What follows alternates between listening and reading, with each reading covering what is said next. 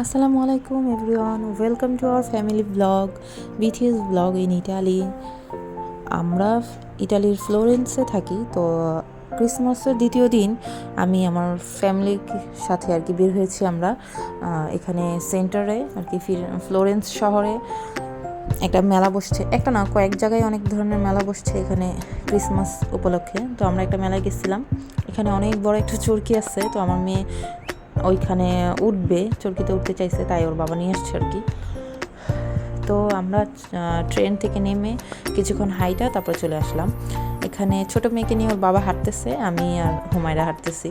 অনেক মানুষ হয়েছে এখানে।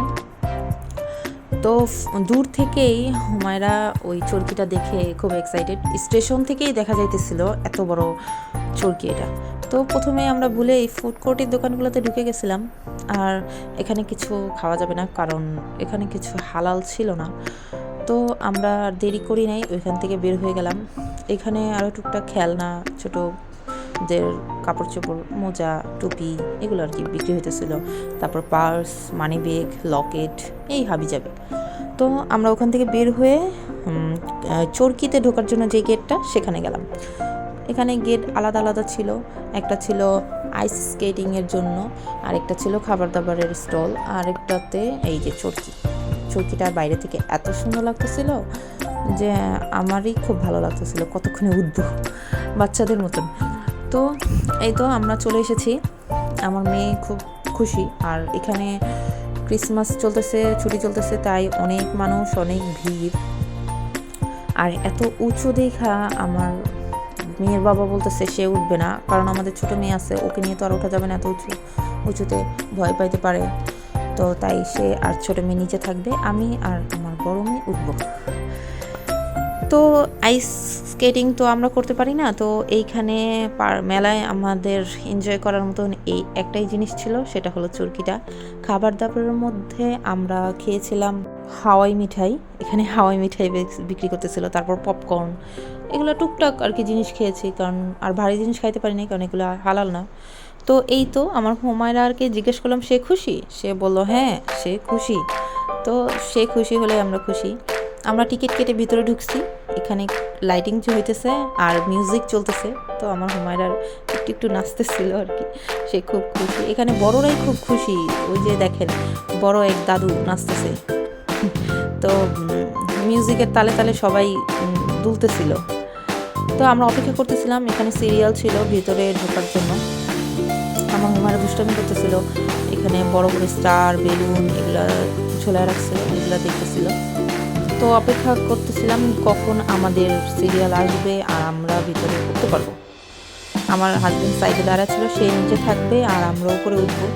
একটু ভয় লাগতেছিল উপরে কেমন লাগে, এত উপরে কখনো উঠি নাই। আমরা আমাদের দেশে কুমিল্লায় উঠছিলাম একবার চরকিতে এরকম, কিন্তু সেটা আরেকটু নিচে ছিল, 5-6 তলার মতন উঁচু ছিল, আর এটা তো প্রায় 20-22 তলার মতন উঁচু। তো ফাইনালি আমি আর আমার মেয়ে উপরে উঠছে বলতে মাত্র চরকিতে উঠলাম। তো আস্তে আস্তে চরকিতে উঠতেছে, এটা স্পিডে চলে না, হালকাভাবে চলে, খুব আস্তে আস্তে ধীরে ধীরে উপরে উঠে আবার ধীরে ধীরে নিচে নামে। তো চরকিতে আমরা প্রায় 6-7 মিনিটের উপরেই ছিলাম, ভালো সময়ই রাখছে। তো চরকিতে ওঠার পরে একটা জিনিস ফেস করলাম, খুব ঠান্ডা বাতাস, এত ঠান্ডা যে আমার পুরো হাত পা বরফ হয়ে যেতেছিলো, কারণ আমি তেমন ভারী জ্যাকেট পরি নাই। কিন্তু মেয়েরে আমি সেফলি বের করেছিলাম, কারণ ভারী প্যান্ট, 2টা ডাবল প্যান্ট পরাইছি, ডাবল জ্যাকেট সোয়েটার পরাইছি, যেন ওর বাইরে ঠান্ডা না লাগে, কারণ ওই একটু ঠান্ডার সমস্যা, কাশি চলতেছিল। যাই হোক আমরা যখন উঠলাম দেখলাম নিচের যে আইস স্কেটিং করতেছে ওদেরকে দেখা যাইতেছে, ওই গোল চক্করটা, সার্কেলটা দেখা যাইতেছে, আর বেশি সুন্দর লাগতেছিল। তো এই যে দেখেন দরজাগুলো ফাঁকা, যার কারণে বাতাস পুরো বের হইতেছিল, ঢুকতেছিল বাতাস ঢুকার কারণে আরও বেশি ঠান্ডা লাগতেছে আমার ভিতরে। তো কিন্তু যতই হোক, ঠান্ডা লাগুক আর যাই হোক, 19 ইউরো খরচ করে এই চরকিতে উঠছি, এনজয় না করলে হয়। তো দেখলাম আসলে এনজয় করার মতন, বাইরের মানে নিচের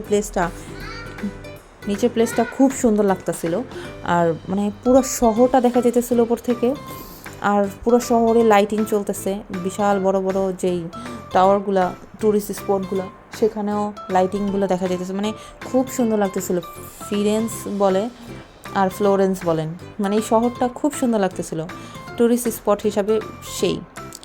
তো আমাদের ঘোরা শেষ, আমরা নামার সময় চলে এসেছে। আমার মেয়ে নামতে চাইতেছিল না, ও চাইতেছিল আরেকটু ঘুরুক, কিন্তু নর্মালি আমাদের ভালো সময় ঘোরাইছে। তো আমরা স্টেশনে আমার মেয়ের কয়েকটা ছবি তুললাম। ছবি তোলা শেষে আমরা ট্রেন থেকে নামার পরে কিছু খাওয়া দাওয়া করার জন্য একটা ক্যাফেতে গেছিলাম। তো সেখানে ডোনাট খাইলাম। তো আমার মেয়ে লুকায় লুকায় খাইতেছিল, তাই হাসতেছিল আর কি। আমার বুড়ি মাঝে মাঝে খুব ভালো মুডে থাকে, মাঝে মাঝে খুব খারাপ মুডে থাকে। যাই হোক, রাত হয়ে গেছিলো, তাই আমার হুমায়রা ঘুমায় গেছিলো। আমার হুমায়রাকে নুসাইবার কারের লতি শোয়া দিয়ে তারপর ওরে কোলে নিয়ে আমরা হাঁটতেছিলাম, কিছুক্ষণ আমি, কিছুক্ষণ ওর বাবা। তো যাই হোক, দেখেন রাত্রে পুরা নীরব হয়ে গেছে, বাসায় ফেরার সময় কেউ নাই রাস্তায়। তো আমাদের ঘোরাফেরা এই পর্যন্তই শেষ। দোয়া করবেন সবাই। আল্লাহ হাফেজ, সবাই ভালো থাকবে।